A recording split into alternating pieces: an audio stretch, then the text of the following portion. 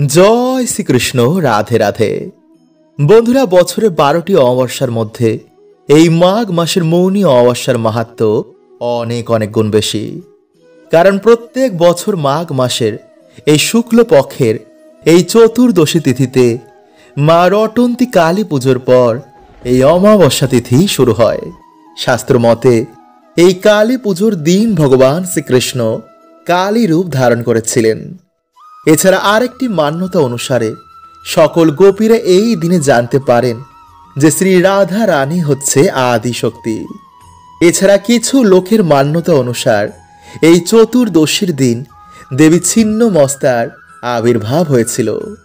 তাই এই দিনে বিভিন্ন জায়গায় মা রটন্তী কালী পুজো বা কৃষ্ণ কালী পুজো করা হয় এবং এই পুজো হওয়ার পরের দিন পালন করা হয় মৌনী অমাবস্যা, যা এবছর 9 ফেব্রুয়ারি সকাল 8টা 2 থেকে পরের দিন 10ই ফেব্রুয়ারি ভোর 4:48 পর্যন্ত চলবে এই অমাবস্যা তিথি।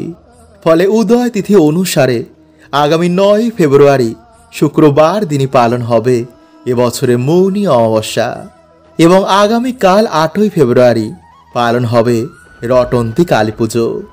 এই দিনে ভগবান শ্রীকৃষ্ণ এবং মা কালীর পুজো অর্চনার বিশেষ মাত্রা রয়েছে। স্কন্দ পুরাণ বলছে যে মৌনী অমাবস্যার দিন যারা নদীতে স্নান করে বা সামান্য কিছু জিনিস যারা এই দিনে দান করে বা স্নানের জলে সামান্য জিনিসটি মিশিয়ে যারা স্নান করে তাদের দুর্ভাগ্য কাটে, পরিবারে আয় উন্নতি এবং সুখ শান্তি বৃদ্ধি পায়। এবং এই 2 দিন চলাকালীন বাড়িতে সামান্য কিছু ভুলও কিন্তু আমাদের সৌভাগ্যের নাশ হয়, বাড়িতে দুর্ভাগ্যের আগমন হয়। তাই অমাবস্যা চলাকালীন এই খাবারগুলো বন্ধুরা আপনারা তো খাবেনই না।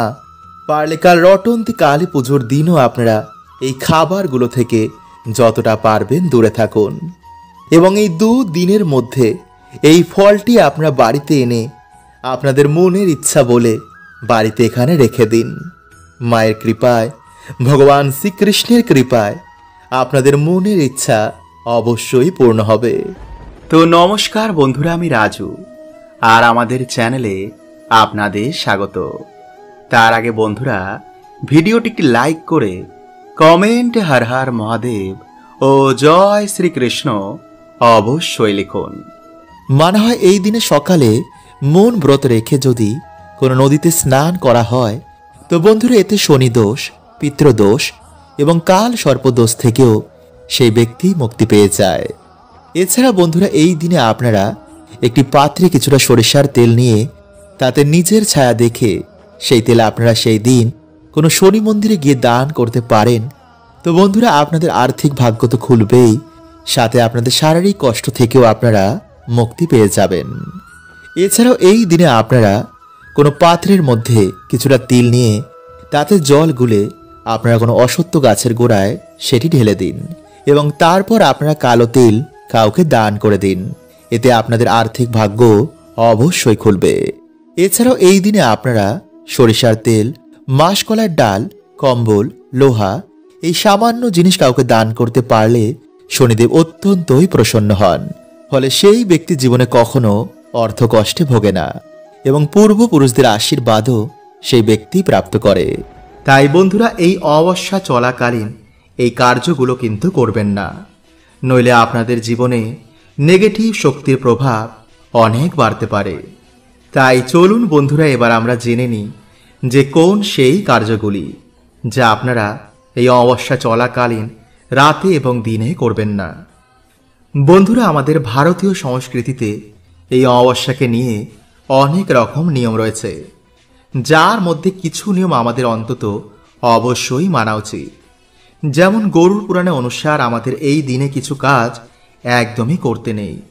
আর তা হলো, যেমন বন্ধুরা এই দিন আপনারা অমাবস্যা চলাকালীন কোনো শ্মশানে যাবেন না, কারণ বন্ধুরা এই সময় শ্মশানে ঘটে কিছু তন্ত্র প্রক্রিয়া।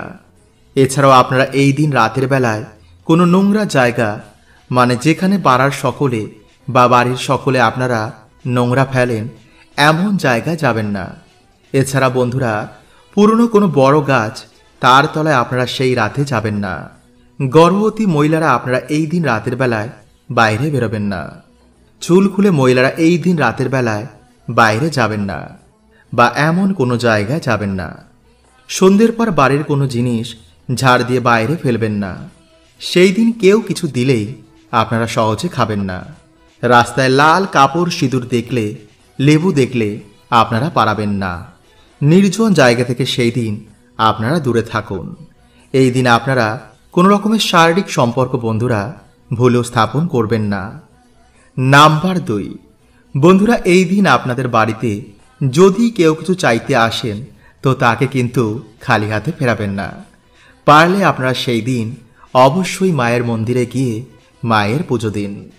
নাম্বার 3, বন্ধুরা এই অমাবস্যা চলাকালীন কিছুটা কালো তিল মিশিয়ে তা দিয়ে স্নান করুন। এতে আপনাদের জীবনে অমাবস্যার প্রভাব পড়বে না।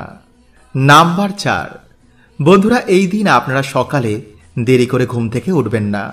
এতে আমাদের ভবিষ্যতে বিভিন্ন রকম কার্যে বাধা আসতে পারে। নাম্বার 5, বন্ধুরা এই দিন আপনারা ভুলেও কিন্তু বাড়িতে ঝগড়া ঝামেলা করবেন না। এতে বাড়ির শ্রী নষ্ট হয়, ফলে বিভিন্ন রকমের নেগেটিভ শক্তিরা আকৃষ্ট হয়ে আমাদের বাড়িতে চলে আসতে পারে। আর তার ফলে বন্ধুরা আমাদের বাড়িতে কখনো উন্নতি হয় না, সর্বকাজে বাধা বিঘ্ন আসে, সম্পর্কের মধ্যে দূরত্ব চলে আসে। নাম্বার 6, বন্ধুরা এই দিন আপনারা কিন্তু ভুলেও কোনো পশু পাখির গায়ে হাত তুলবেন না বা তাদের সাথে কোনো রকমের খারাপ ব্যবহার করবেন না। এতে গ্রহের কুপ্রভাব আমাদের জীবনে এসে পড়ে।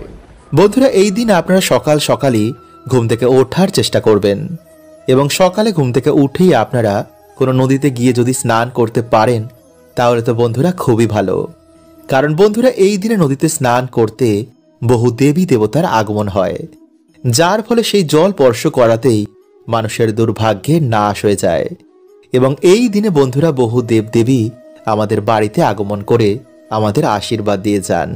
তাই এই দিন অবশ্যই কিন্তু আপনারা সকাল সকালে ঘুম থেকে উঠে ভগবানের নাম কীর্তন অবশ্যই করবেন এবং কোনো নদীতে গিয়ে স্নান করতে ভুলবেন না।